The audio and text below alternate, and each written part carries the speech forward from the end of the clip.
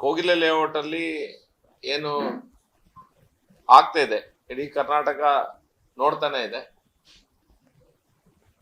ಅಲ್ಲಿ ಬಂದಂತ ಅಲ್ಲಿ ಯಾರೋ ಟೆಂಟ್ ಕುಟ್ಕೊಂಡು ಕೂತಿದ್ದಾರೆ, ಅವರಿಗೆ ಅಕ್ರಮವಾಗಿ ಕೂತಿದ್ದಾರೆ, ಅವರಿಗೆ ಮನೆ ಕಟ್ಟಿ ಕೊಡಿಸುವಂತ ಕೆಲಸ ಈಗ ಸಿದ್ದರಾಮಯ್ಯ ಸರ್ಕಾರ ಮಾಡ್ತಾ ಇದೆ.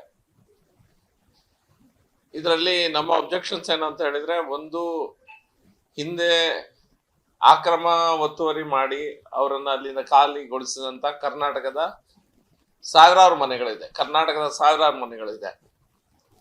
ಯಾರಿಗ ಸಹ ಮನೆ ಕಟ್ಟಿಸುವಂತ ಕೆಲಸ ಮಾಡ್ಲಿಲ್ಲ ಇವ್ರು ಯಾರು ಸಹ.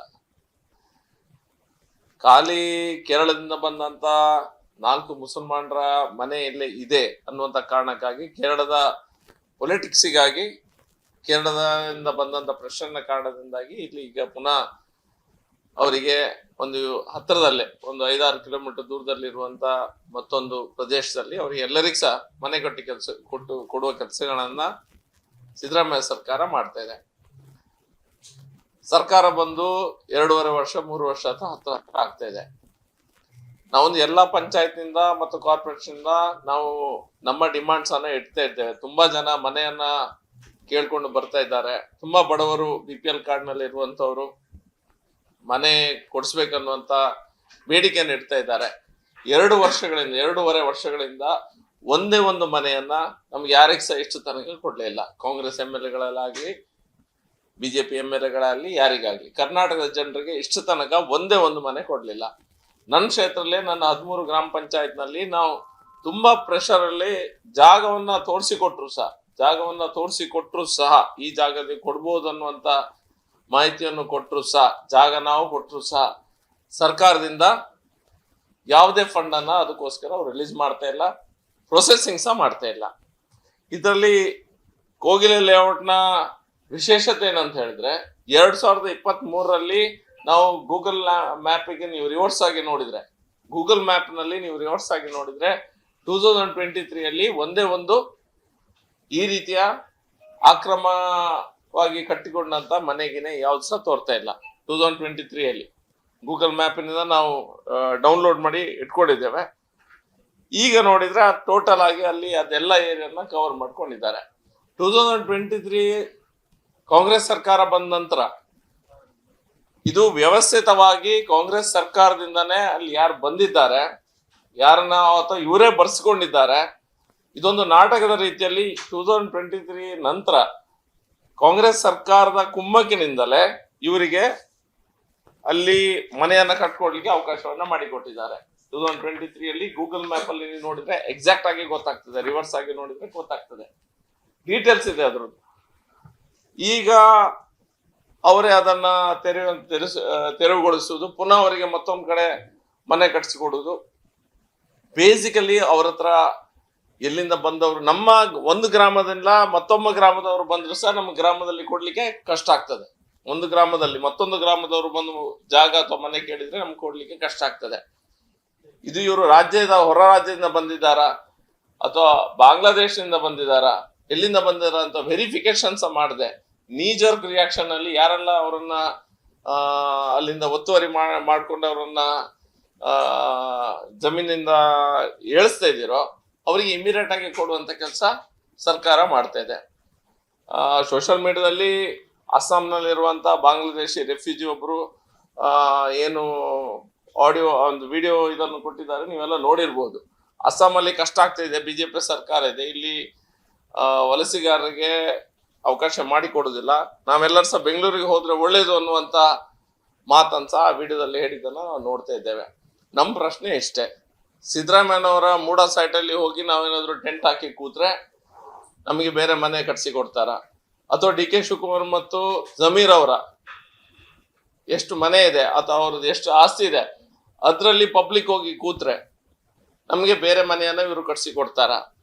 ಪಬ್ಲಿಕ್ಕಿನ ಆಸ್ತಿ ಏನಿದೆ, ಸರ್ಕಾರದ ಜಾಗ ಏನಿದೆ, ಆ ಸರ್ಕಾರದ ಜಾಗ ಪಬ್ಲಿಕ್ ಪ್ರಾಪರ್ಟಿ, ಅದು ಪಬ್ಲಿಕ್ ಪ್ರಾಪರ್ಟಿ ಅಂದ ಕ್ಷಣ ಇವರು ಬೇಕು ಬಂದ ಹಾಗೆ ಯಾರ್ಯಾರಿಗೆ ಕೊಡುವ ಕೆಲಸಗಳನ್ನ, ಅದು ವೋಟ್ ಬ್ಯಾಂಕ್ ಪೊಲಿಟಿಕ್ಸಿಗಾಗಿ ಯಾರೋ ಒಂದು ಸ್ವಲ್ಪ ಮುಸಲ್ಮಾನರು ಕೇರಳದಿಂದ ಬಂದು ಇಲ್ಲಿ ಕೂತಿದ್ದಾರೆ, ನಮ್ಗಲ್ಲಿ ವೋಟ್ ಬೇಕು ಅನ್ನುವಂತ 4,000 ಓಟಿಗಾಗಿ ಇವರು ಈ ರೀತಿ ಮಾಡುವುದು ಸರಿಯಾದ್ರೆ, ಸರ್ಕಾರದ ಜಾಗದ ಲೆಕ್ಕಾಚಾರ ಇದು ಒನ್ ಟೈಮ್ ಮೆಜರ್ ಅಂತ ಸಹ ಹೇಳಿದ್ದಾರೆ. ಈ ಸತಿ ಏನು ಜಾಗವನ್ನ ಕೊಡ್ತಾ ಇದ್ದಾರೆ, ಹೊಸ ಮನೆಯನ್ನ ಕಟ್ಸಿ ಕೊಡ್ತಾ ಇದ್ದಾರೆ, ಅದು ಒನ್ ಟೈಮ್ ಮೆಜರ್ ಅಂತ ಹೇಳ್ತಾ ಇದ್ದಾರೆ. ಅಂದ್ರೆ ಇನ್ ಮುಂದಕ್ಕೆ ನಾವ್ಯಾರು ಕರ್ನಾಟಕದವರು ಆ ರೀತಿಯ ಅಕ್ರಮ ಮನೆ ಕಟ್ಕೊಂಡ್ರೆ ಅವರನ್ನ ಒತ್ತುವರಿಯನ್ನ ಬಿಡಿಸಿದ ಅವ್ರಿಗೆ ಮನೆ ಕಟ್ಸಿ ಕೊಡುವುದಿಲ್ಲ. ಅಥವಾ ಹಿಂದೆ ಯಾರೆಲ್ಲ ಇಷ್ಟರೊಳಗೆ ಸಫರ್ ಆಗಿದ್ದಾರೆ, ಯಾರು ಮನೆಯನ್ನ ಅಕ್ರಮವಾಗಿ ಕಟ್ಕೊಂಡು ಅವರನ್ನ ಅಲ್ಲಿಂದ ಮನೆಯನ್ನ ತೆಗೆಸಿದ್ದಾರೆ, ಅವ್ರಿಗೆ ಸಹ ಈ ರೂಲು ಅನ್ವಯ ಆಗುದಿಲ್ಲ. ಹಾಗಾದ್ರೆ ಕರ್ನಾಟಕದ ಜನತೆಗೆ, ನಿಮ್ಗೆ ವೋಟ್ ಹಾಕಿದಂತ ಜನತೆಗೆ ನೀವು ಯಾಕೆ ಅನ್ಯಾಯ ಮಾಡ್ತಾ ಇದ್ದೀರಿ? ನಾವೇನ್ ತಪ್ಪು ಮಾಡಿದ್ದೇವೆ? ನಮ್ಗೆ ನೀವು ಮನೆ ಅನ್ಸೋ ಕೊಡುವುದಿಲ್ಲ. ಒಂದು ಗ್ರಾಮ ಪಂಚಾಯತ್ ನಲ್ಲಿ, ಕಾರ್ಪೊರೇಷನ್ ನಲ್ಲಿ, ಮುನ್ಸಿಪಾಲಿಟಿಯಲ್ಲಿ ಎಲ್ಲೂ ಸಹ ಒಂದು ಮನೆ ಕೊಡುವುದಿಲ್ಲ. ಎಲ್ಲಿಂದೋ ಬಂದವರಿಗೆ ನೀವು ವೋಟ್ ಬ್ಯಾಂಕಿಗೆ ಮನೆ ಕೊಡ್ತೀರಿ. ಬೇರೆ ಬೇರೆ ನಿಮ್ಗೆ ಗೊತ್ತೇ ಇದೆ. ಆನೆ ತುಳಿತ ಆದ್ರೆ ಅವರಿಗೆ ದುಡ್ಡು ಕೊಡ್ತಾರೆ. ಇಲ್ಲಿ ನಮ್ಮಲ್ಲಿ ಇಷ್ಟು ದೊಡ್ಡ ರೀತಿಯಲ್ಲಿ ಆನೆ ತುಳಿತ ಆಗಿ ಸತ್ತವರ ಸಂಖ್ಯೆ ಇದೆ. ಕಾಡು ಪ್ರಾಣಿಗಳ ಅಟ್ಯಾಕ್ ಆಗಿ ಎಷ್ಟೋ ಜನ ಜೀವನ ತಗೊಳ್ತಾ ಇದ್ದಾರೆ. ಯಾರಿಗೆ ಸಹ ಏನು ಸರಿಯಾದ ವ್ಯವಸ್ಥೆ ನೀವು ಮಾಡ್ತಾ ಇಲ್ಲ. ನಮ್ಮಲ್ಲಿ ಚಿಕ್ಕಮಗಳೂರು, ಕೂರ್ಗ್ನಲ್ಲಿ ಮತ್ತು ನಮ್ಮಲ್ಲಿ ಎಷ್ಟೋ ಕಡೆ ಜಾಗ ಕುಸಿತ, ಭೂ ಕುಸಿತ ಆಗಿ ಎಷ್ಟೋ ಜನ ಮನೆಗಳ ಮಠಗಳನ್ನ ಕಳ್ಕೊಂಡಿದ್ದಾರೆ. ಆದ್ರೆ ನಿಮ್ಗೆ ಕೇರಳದಲ್ಲಾದ ಭೂ ಕುಸಿತ ಮಾತ್ರ ನಿಮ್ಗೆ ತೋರ್ತದೆ. ಅದಕ್ಕೆ ಮಾಡಬೇಡಿ ಅಂತ ಹೇಳ್ತಾ ಇಲ್ಲ. ಆದ್ರೆ ನಮ್ಮವರಿಗೆ, ನಿಮ್ಗೆ ಓಟ್ ಹಾಕಿದಂಥವ್ರು, ಇಲ್ಲಿನ ಜನರು ಈ ಮಣ್ಣಿನ ಮಕ್ಕಳನ್ನ ನೀವು ಕಡೆಗಣಿಸಿ ಬೇರೆ ಯಾರಿಗೋ ಮಾಡ್ತಾ ಇದ್ದಾರಲ್ಲ, ಅದನ್ನ ತಡ್ಕೊಳ್ಲಿಕ್ಕೆ ಸ್ವಲ್ಪ ಅದನ್ನ ನೀವು ಹೇಗೆ ಜೀರ್ಣ ಮಾಡ್ಕೊಳ್ತೀರಿ ಈ ವಿಷಯವನ್ನ ನನಗಂತೂ ಅರ್ಥ ಆಗ್ತಾ ಇಲ್ಲ. ಇದು ಶ್ರಮಿಸಲಾರದಂತ ಒಂದು ಅನ್ಯಾಯವನ್ನ ನೀವು ಕರ್ನಾಟಕದ ಜನತೆಗೆ ಸರ್ಕಾರ ಮಾಡ್ತಾ ಇದೆ. ನನಗಂತೂ ಇವರು 2023 ನಂತರ ಏನು ಇವರು ವಲಸೆಗಾರರು ಬಂದು ಅಲ್ಲಿ ಕೂರಿಸಿದ್ದಾರೆ, ಇದು ಜಮೀರ್ ಮತ್ತು ಅವರ ಗ್ಯಾಂಗ್ ಏನಿದೆ ಅವರೇ ತಂದು ಕೂರಿಸಿದ ರೀತಿಯಲ್ಲಿ ತೋರ್ತಾ ಇದೆ. 2023ಗಿಂತ ಮುಂಚೆ ಇರ್ಲಿಲ್ಲ. ಹಾಗಾದ್ರೆ ಯಾಕಿರ್ಲಿಲ್ಲ? ಗೂಗಲ್ ಮ್ಯಾಪ್ ಅಲ್ಲಿ ನೋಡಿದ್ರೆ ಆ ಏರಿಯಾ ಖಾಲಿ ಇದೆ. ಸಡನ್ ಆಗಿ ಇಲ್ಲಿ ಎಲ್ಲರನ್ನ ಕರೆದು ಕೂರಿಸಿ ಪುನಃ ಅವನನ್ನ ತೆರವುಗೊಳಿಸುವುದು, ಪುನಃ ಅವರಿಗೆ ಮನೆ ಕೊಡಿಸುವುದು, ಇದನ್ನೆಲ್ಲ ನೋಡಿದ್ರೆ ದೊಡ್ಡ ಪಿತೂರಿ ಇದೆ ಹಿಂದೆ ಅಂತ ಆಗ್ತಾ ಇದೆ. ಸರ್ಕಾರ ಈ ರೀತಿ ಮಾಡುವ ಬದಲು ಅವರು ಯಾರೆಲ್ಲ ಎಲ್ಲೆಲ್ಲಿ ಸಂತ್ರಸ್ತ ಇದ್ದಾರೆ, ಇಡೀ ಕರ್ನಾಟಕದಲ್ಲಿ ಯಾರೆಲ್ಲ ಇದ್ದಾರೆ, ಅವರು ಎಲ್ಲರಿಗೂ ಸಹ ಒಂದು ವ್ಯವಸ್ಥೆ ಮಾಡಿದ್ದು ಒಳ್ಳೇದು. ಒನ್ ಟೈಮ್ ಮೆಜರ್ಸ್ ಅನ್ನ ತೆಗೆದುಕೊಂಡು ಈ ರೀತಿ ಅನ್ಯಾಯ ಮಾಡೋದು ಸರಿಯಲ್ಲ ಎಂಬುದು ನಮ್ಮ ಭಾವನೆ.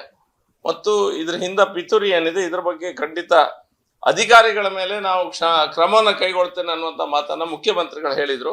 ಅದಕ್ಕಿಂತ ಮೊದಲು ಅವರು ಇದಕ್ಕೆ ಟೋಟಲ್ ಆಗಿ ಯಾರು ಬಂದ್ರು, ಯಾಕೆ ಬಂದ್ರು, ಯಾರು ತರಿಸಿದ್ರು, ಇದಕ್ಕೆ ಟೋಟಲ್ ಆಗಿ ಇನ್ವೆಸ್ಟಿಗೇಷನ್, ಹೊಸ SIT ಅನ್ನು ಏನಾದ್ರು ಕೂರಿಸಿ ಇನ್ವೆಸ್ಟಿಗೇಷನ್ ಮಾಡಿಸೋದು ಒಳಿತು. ಯಾಕಂದ್ರೆ ನಮ್ಮ ದೇಶದ ಅಖಂಡತೆಗೆ ಮತ್ತು ಸಾರ್ವಭೌಮತೆಗೆ ಇದು ಪೆಟ್ಟು ತರುವಂತ ಕೆಲಸ ಅಧಿಕಾರಿಗಳು ಮಾಡಿದ್ದಾರಾ ಅಥವಾ ರಾಜಕಾರಣಿಗಳು ಮಾಡಿದ್ದಾರಾ ಅನ್ನೋದ್ರ ಬಗ್ಗೆ ಸರಿಯಾದ ತನಿಖೆ ಮಾಡಬೇಕಂತ ಅವಶ್ಯಕತೆ ಇದೆ. ಮೇಲ್ನೋಟಕ್ಕೆ ಇದು ಲೈಟ್ ಆಗಿ ತೋರ್ಬೋದು, ಇದ್ರ ಹಿಂದೆ ದೊಡ್ಡದಾದ ಒಂದು ಪಿತೂರಿ ಇರುವಂತ ಲಕ್ಷಣಗಳು ಕಾಣ್ತಾ ಇದೆ. ಇಷ್ಟು ಮಾಹಿತಿಯನ್ನ ನಾನು ಹೇಳಲಿಕ್ಕೆ ಇಚ್ಛಿಸ್ತಾ ಇದ್ದೇನೆ.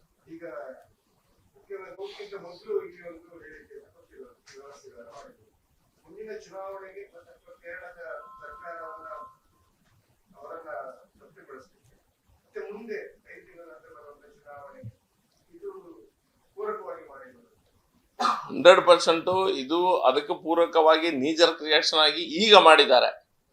ಈಗ 100% ಆ ಎಲೆಕ್ಷನ್ಗೋಸ್ಕರ ಅಲ್ಲಿನ ಮುಸ್ಲಿಂ ವೋಟ್ಸ್ ಏನಿದೆ, ಅಲ್ಲಿನ ಯಾರೆಲ್ಲ ಅಲ್ಲಿ ಮುಸ್ಲಿಂ ವೋಟ್ಸ್ಗಾಗ ಇವರು ಕಾಂಪಿಟೇಷನ್ ಇದ್ದಾರೆ, ಕಮ್ಯುನಿಸ್ಟ್ಗಳು ಮತ್ತು ಕಾಂಗ್ರೆಸ್ನವರು, ಆ ಓಟು ಎಲ್ಲ ಒಂದ್ ಕಡೆ ನಮ್ಮಿಂದ ತಪ್ತದೆ ಅನ್ನುವಂಥ ಭಾವನೆಯಿಂದ ನೀಜರ್ಕಾಗಿ ಮಾಡಿದ್ದಾರೆ. ಇಲ್ಲದಿದ್ರೆ ಇದನ್ನ ಇವರು ಸ್ಲೋ ಆಗಿ ಮಾಡ್ತಾ ಇದ್ರು. 100% ಸ್ಲೋ ಆಗಿ ಮಾಡ್ತಾ ಇದ್ರು ಅಷ್ಟೇ. 2023 ನಂತರನೇ ಇವರೆಲ್ಲ ಬಂದಿದ್ದು. ಕೇಳಿದ್ರೆ 15 ವರ್ಷ 20 ವರ್ಷ ಅಂತ ಹೇಳ್ತಾ ಇದ್ದಾರೆ. ಕೆಲವು ಮನೆಗಳು ಇದ್ದಿರ್ಬೋದು, ಆದ್ರೆ ಟೋಟಲ್ ಆಗಿ ನೀವು ಅದನ್ನ ಗೂಗಲ್ ಪಿಕ್ಚರ್ ಅನ್ನ ನೋಡಿದ್ರೆ, ಗೂಗಲ್ ಮ್ಯಾಪಿನ ಪಿಕ್ಚರ್ಸ್ ನೋಡಿದ್ರೆ 2023 ಮುಂಚೆ ಅಷ್ಟು ಇಲ್ಲ. ಇವರೇ ತರಿಸಿದ್ದಾರೆ. ಇವ್ರ ಸರ್ಕಾರ ಬಂದ ನಂತರನೇ ಇವರೆಲ್ಲ ಬಂದಿದ್ದು.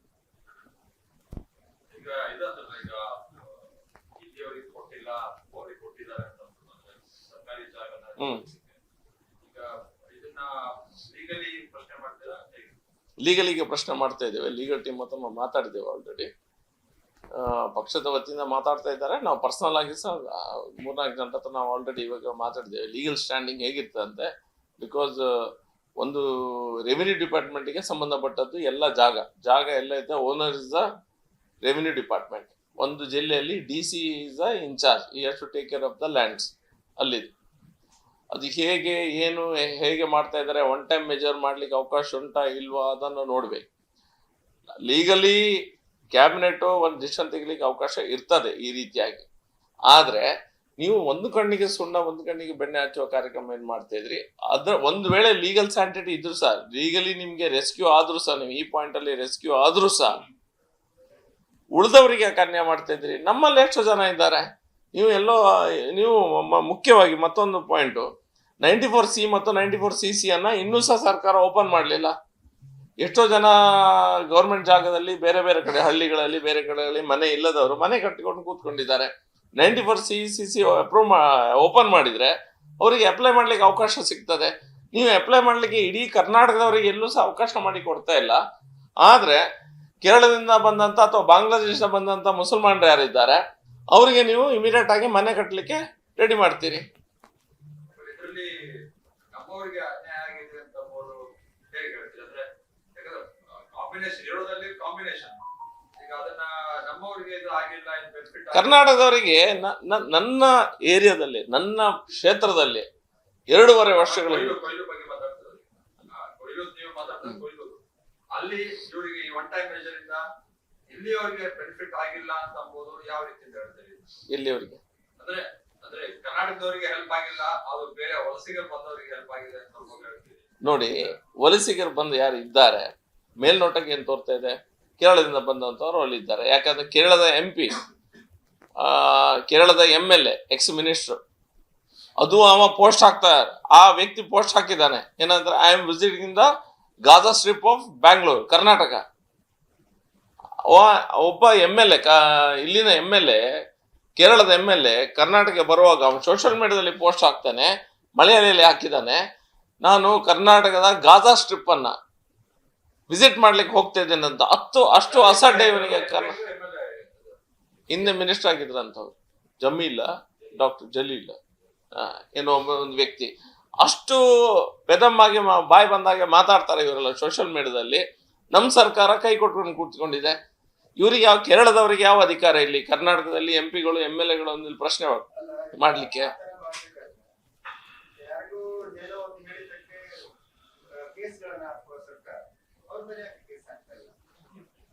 ನೋಡಿ, ಅವರು ಅವ್ರ ಮೇಲೆ ಕೇಸ್ ಹಾಕುವುದಂತೂ ಇಲ್ವೇ ಇಲ್ಲ. ಯಾಕಂತ ಹೇಳಿದ್ರೆ ಅವನ ಹೆಸರೇ ಜಲೀಲ್. ಜಲೀಲ್ ಮೇಲೆ ಕೇಸ್ ಹಾಕುವುದಿಲ್ಲ ಇವರು. ಅವನ ಹೆಸರು ರಾಮ, ಧೂಮ, ಸೋಮ, ಭರತ್, ವೇದವ್ಯಾಸ ಇದ್ರೆ ಹಾಕ್ತಾರೆ. ಹೊರಗಿನ MLA ಗಳು ಏನ್ ಬಂದ್ರು ಹಾಕ್ಬೇಕು, ಆಕ್ಚುಲಿ ಅವ್ರ ಮೇಲೆ ಹಾಕ್ಬೇಕು, ಅವ್ರ ಮೇಲೆ ಕೇಸ್ ಹಾಕ್ಬೇಕು. ನೀವು ಯಾವ ದೃಷ್ಟಿಕೋನದಿಂದ, ಯಾವ ಒಂದು ಯೋಚನೆಯಿಂದ ನೀವು ಆ ಮಾತನ್ನ ಹೇಳಿದ್ರಿ? ಗಾಜಾ ಸ್ಟ್ರಿಪ್ ಆಫ್ ಕರ್ನಾಟಕ ಅಂತ ಹೇಳ್ತಾರೆ. ನಮ್ಮ ಕರ್ನಾಟಕದ ಮುಖ್ಯಮಂತ್ರಿಗಳು, ಉಪಮುಖ್ಯಮಂತ್ರಿಗಳು, ಜಮೀರ್ ಅಹಮದ್ ಇರ್ಬೋದು, ಎಲ್ಲರೂ ಸಹ ಕೈ ಕೊಟ್ಕೊಂಡು ತಲೆ ಆಡಿಸ್ತಾ ಇದ್ದಾರೆ. ವೇಣುಗೋಪಾಲ್ ಅವರ ಪ್ರೆಷರ್ ಇದೆ ಅನ್ನುವಂತ ಕಾರಣಕ್ಕಾಗಿ ಇವರು ಟೋಟಲ್ ಆಗಿ ಇವರ ಸ್ಟ್ಯಾಂಡ್ ಅನ್ನ ಬದಲಾಯಿಸಿಕೊಂಡಾಗಿದೆ.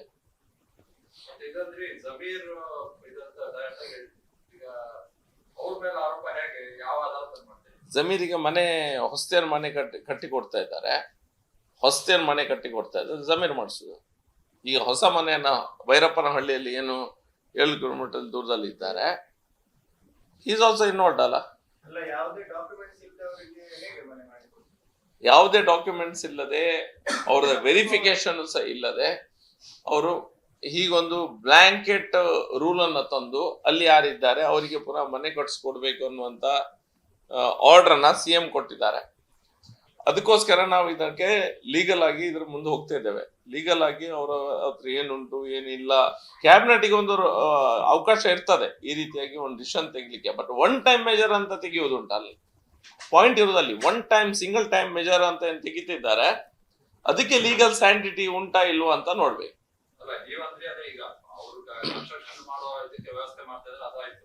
ಆದ್ರೆ ನೀವ್ ಹೇಳಿದ್ದು 2023ಗಿಂತ ಮುಂಚೆ ಅವ್ರು ಇದ್ದಿದ್ದಿಲ್ಲ. 2023 ಇದಾದ್ಮೇಲೆ ಜಮೀರ್ ಅವ್ರನ್ನ ಅಲ್ಲಿ ಕಳಿಸಿದ್ದು ಅಂತ. ಜಮೀರ್ ಆಲ್ಸೋ ಹೌದು, ಹೌಸಿಂಗ್ ಮಿನಿಸ್ಟರ್ ಅವರೇ. ಅಲ್ಲ, you should make something should be there. ನೀವು ಹಾಗೆ ವೈಲ್ಡ್ ಎಲಿಗೇಷನ್ ಮಾಡಕ್ಕೆ ಯಾವ ರೀತಿಯಿಂದ? ನೋಡಿ, ಜಮೀರ್ ಮಿನಿಸ್ಟರ್ ಆಫ್ ಇದು ಹೌಸಿಂಗ್ ಮಿನಿಸ್ಟರ್. ನಮ್ಮಲ್ಲಿ ಎಲ್ಲಾದ್ರೂ ಜಾಗ ಒತ್ತುವರಿ ಅದು ಇದೆಲ್ಲ ಆದಂತ ಸಂದರ್ಭದಲ್ಲಿ ಅದು ಕಾರ್ಪೊರೇಷನ್ಗೆ ಇಟ್ಟಂತ ಜಾಗ, ಕಾರ್ಪೊರೇಷನ್ಗೆ ವೇಸ್ಟ್ ಡಿಸ್ಪೋಸಲ್ ಮತ್ತು ಬೇರೆ ಎಲ್ಲ ಮಾಡ್ಲಿಕ್ಕೆ ಇಟ್ಟಂತ ಜಾಗ. They are directly responsible. ಯಾರು ಇವರೆಲ್ಲರೂ ಸಹ ಹೌದು, ಅದು ಯಾರಾದರೂ ಇಲ್ಲಿಗಲಿ ಹೌಸ್ ಮಾಡಿದ್ರೆ ಅಥವಾ ರೆವಿನ್ಯೂ ಅವರು ಮತ್ತೆ ಕೃಷ್ಣ ಬೈರೇಗೌಡರು ಸಹ totally responsible for this. Zameer ಅಷ್ಟೇ ಅವರು ರೆಸ್ಪಾನ್ಸಿಬಿಲಿಟಿ ಇದೆ. ಅಲ್ಲ, ನಾನು ಅದಂದ್ರೆ ಅವರು ಅಲ್ಲಿ ಬಂದು 2023 23 ನಂತರ ಅವ್ರು ಬಂದು ಜಮೀರ್ ಅವ್ರನ್ನ ಅಲ್ಲಿ ರಿಹಾಬಿಲಿಟೇಟ್ ಮಾಡಿದ್ದು ಅಂತಂದ್ರೆ ನೀವು Zameer is one of the person, bus broad people 100%. Zameer ಮತ್ತು ಅವರ ಗ್ಯಾಂಗ್ ಏನಿದೆ ಅವರನ್ನೆಲ್ಲ ಕಾಂಟ್ಯಾಕ್ಟ್ ಆಗಿದ್ದಾರೆ. ಅವರನ್ನೆಲ್ಲ ಈಗ ಯಾರೆಲ್ಲ ಬರ್ತಾ ಇದ್ದಾರೆ ಅವರೆಲ್ಲ ಇವ್ರ ಹತ್ರ ಮಾತಾಡಿಯೇ ಬರುದು. ನಾನು ಅದಕ್ಕೆ ಹೇಳ್ತಾ ಇದ್ದೇನೆ, ಈಗ ಸೋಷಿಯಲ್ ಮೀಡಿಯಾದಲ್ಲಿ ಜಮೀರ್ ಹೆಸರು ಬರ್ತಾ ಇದೆ, ಮತ್ತೊಬ್ಬರ ಹೆಸರು ಬರ್ತಾ ಇದೆ, ಎಲ್ಲರ ಹೆಸರು ಬರ್ತಾ ಇದೆ. ನೀವು ಇನ್ವೆಸ್ಟಿಗೇಷನ್ ಅನ್ನ ಮಾಡಿಸಿ ಅಂತ ಹೇಳ್ತಾ ಇದ್ದೇನೆ. ಈಗ ಜಮೀರ್ ಮಾಡಿದಾರಂತ ನನ್ನ ಹತ್ರ ಸಹ ಜಮೀರ್ ಏನು ಫೋನ್ ಮಾಡಿ ಹೇಳಲಿಲ್ಲ ನಾನು ಮಾಡಿದಂತ. Obviously I need a investigation. 23ಗಿಂತ ಮುಂಚೆ ಇಲ್ಲದಂತ ಈ ವ್ಯವಸ್ಥೆ ಕಾಂಗ್ರೆಸ್ ಸರ್ಕಾರ ಬಂದ ಕೂಡಲೇ ಇಷ್ಟು ಜನ ವಲಸಿಗರು ಹೇಗೆ ಒಂದು ಜಾಗದಲ್ಲಿ ಬಂದು ಕೂತ್ಕೊಳ್ತಾರೆ? ಹಿಂದಿನ ಏನ್ ಷಡ್ಯಂತ್ರ ಇದೆ ಹಿಂದೆ? ಯಾರು ಇದಕ್ಕೆ ಕುಂಭ ಕೊಡ್ತಾ ಇದ್ದಾರೆ? ಇದರೆಲ್ಲ ಬಗ್ಗೆ ಇನ್ವೆಸ್ಟಿಗೇಷನ್ ಆಗ್ಲೇಬೇಕು. It is not a small matter. 100 ಹೇಳಿದ ಫ್ಯಾಮಿಲಿಗಳಂತ ನಮ್ಮ ಸಣ್ಣದಾಗಿ ತೋರ್ಬೋದು, ಆದ್ರೆ ಇಲ್ಲಿ ವ್ಯವಸ್ಥಿತಾಗಿ ಅವ್ರು ಟೆಸ್ಟ್ ಮಾಡ್ತಾ ಇದ್ದಾರೆ. ಸರ್ಕಾರ ಏನ್ ಮಾಡ್ತಾ ಇದೆ ಮುಂದೆ, ಹೌ ಸರ್ಕಾರ ರಿಯಾಕ್ಟ್ ಮಾಡ್ತಾ ಇದೆ ಇದಕ್ಕೆ, ಸುಮ್ಮನೆ ಇರ್ತಾರ? ಈಗ ಪಾಸಿಟಿವ್ ಆಗಿದೆ, ಅವರಿಗೆ ಪಾಸಿಟಿವ್ ಆಗಿ ಸರ್ಕಾರ ಸಹ ರೆಸ್ಪಾಂಡ್ ಮಾಡ್ತಾ ಇದೆ. ತೆಗ್ಸಿದ್ರು ಮತ್ತೊಂದ್ ಕಡೆ ಮನೆ ಕಟ್ಸಿ ಕೊಡ್ತಾ ಇದ್ದಾರೆ.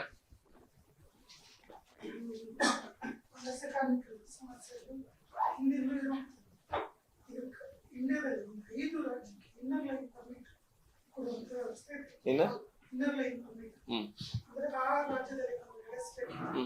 ಆಯಾ ರಾಜ್ಯದ ಅನುಮತಿ ಪಡೆದು ನಾಗಾಲ್ಯಾಂಡ್, ಮಿಜೋರಾಂ, ಲಡಾಖ್ ಇಂಥ ಕಡೆ ಆ ವ್ಯವಸ್ಥೆ. ಬೆಂಗಳೂರಿಂದ ಹಿಂದೆ ನಿಂತು ಡಿಮಾಂಡ್ ಇದೆ.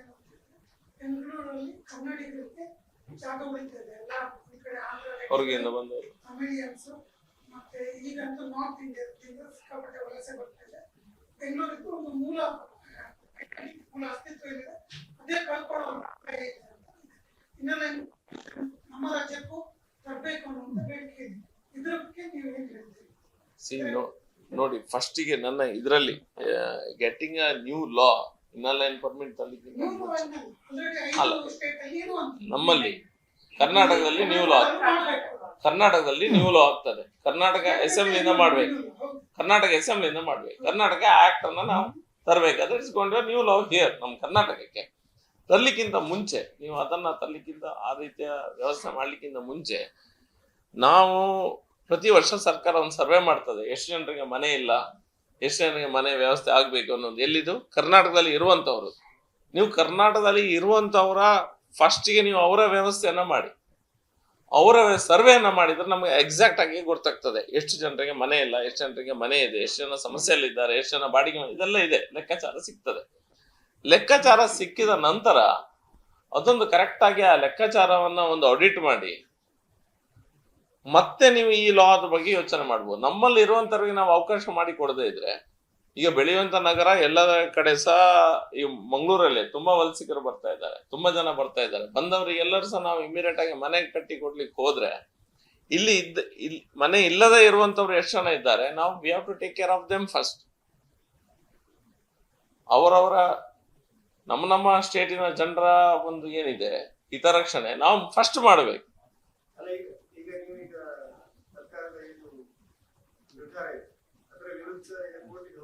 ಕೋರ್ಟಿಗೆ ಹೋಗ್ತೇವೆ. ಕೋರ್ಟಿಗೆ ನಾವೀಗ ಲೀಗಲ್ ನಮ್ಗೆ ಏನಂದ್ರೆ ಕೆಲವುದಕ್ಕೆ ಲೀಗಲಿ ನಾವು ಅದನ್ನ ಹುಡುಕ್ತಾ ಇದ್ದೇವೆ. ಲೀಗಲಿ ನಾವು ಎಷ್ಟು ಸ್ಟ್ರಾಂಗ್ ಇದ್ದೇವೆ ಅಂತ ಈ ವಿಷಯದಲ್ಲಿ. ಸರ್ಕಾರಕ್ಕೆ ಕೆಲವು ರೈಟ್ಸ್ ಇರ್ತದೆ, ಕ್ಯಾಬಿನೆಟ್ಗೆ ಕೆಲವು ರೈಟ್ಸ್ ಇರ್ತದೆ. ಖಾಲಿ ನಮ್ಗೆ ಒನ್ ಟೈಮ್ ಮೆಜರ್ ಏನಂತ ಹೇಳಿದ್ದಾರೆ ಅದನ್ನ ಪ್ರಶ್ನಿಸುವಂತ ಹಕ್ಕು ಬರಬಹುದು. ಒನ್ ಟೈಮ್ ಏನು ಮೆಜರ್ಸ್ ತಗೊಂಡಿದ್ದಾರೆ. ಎರಡನೇದಾಗಿ ಅವರ ಡಾಕ್ಯುಮೆಂಟ್ ಪರಿಶೀಲನೆ ಅದು ಇದೆಲ್ಲ ಏನು ನೀಜರ್ಕಾಗಿ ಕೊಟ್ಟಿದ್ದಾರೆ. ಬಟ್ ಈಗ ಮನೆ ಕೊಡುವಂತ ಸಂದರ್ಭದಲ್ಲಿ ಡಾಕ್ಯುಮೆಂಟ್ ಚೆಕಿಂಗ್ ಮಾಡ್ಲೇಬೇಕಾಗ್ತದೆ.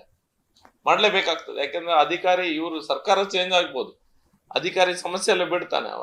ಇನ್ನು ಮುಂದೆ ಅಧಿಕಾರಿ ಯಾರು ಅಲ್ಲಿ ಅವರಿಗೆ ಮನೆ ಕಟ್ಟಲಿಕ್ಕೆ ವ್ಯವಸ್ಥೆ ಮಾಡಿಕೊಟ್ರು ಹಿಂದೆ, ಮತ್ತೆ ಈಗ ಯಾರು ಹೊಸ ಮನೆಯನ್ನ ಕಟ್ಟಿಸಿಕೊಡ್ಲಿಕ್ಕೆ ಮುಂದೆ ನಿಲ್ತಾರೆ, ಅವ್ರೆಲ್ಲರಿಗೂ ಸಹ ಅದು ಡಾಕ್ಯುಮೆಂಟ್ ಮಾಡ್ಲಿಕ್ಕೆ ಬೇಕಾಗ್ತದೆ. They have to check it through. So ಹಾಗಾಗಿ ನಾವು ಲೀಗಲಿ ನಮ್ಗೆ ಏನ್ ಮಾಡ್ಲಿಕ್ಕೆ ಆಗ್ತದೆ ಅದನ್ನ ಆಪ್ಷನ್ಸ್ ಅನ್ನ ನಾವು ಆಲ್ರೆಡಿ ಅದು ಹಿಂದೆ ಹೋಗ್ತಾ ಇದ್ದೇವೆ.